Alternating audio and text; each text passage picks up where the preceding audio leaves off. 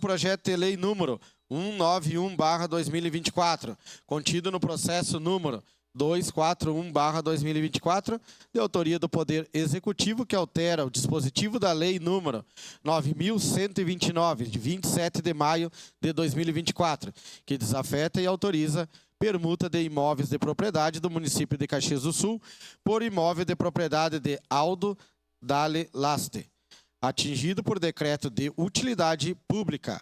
Relatora, vereadora Tatiane Frisso, Não, vereadora Tatiane Frisso voltou. Então, com a palavra, a vereadora Tatiane Frisso. Peço a dispensa por já ter sido lido anteriormente. Dispensa concedida, vereadora Tatiane Frisso. Em discussão. Encerrada a discussão. Em votação. Solicito aos vereadoras e vereadores que registrem seus votos.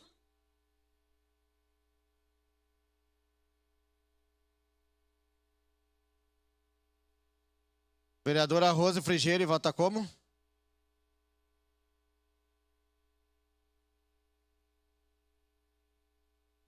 Vereadora Estela. Voto sim, senhor presidente.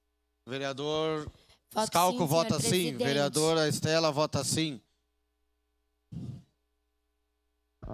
Voto sim, senhor presidente. Vereador Ricardo Zanquim, vota sim.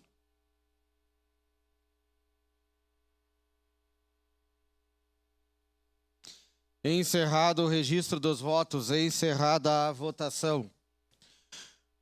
O projeto de lei número 191/2024 foi aprovado por unanimidade das vereadoras e vereadores, com a ausência do vereador Bortola, do vereador Cadore, do vereador Clóvis Xuxa, do vereador Fiuza e do vereador Velocino Ex.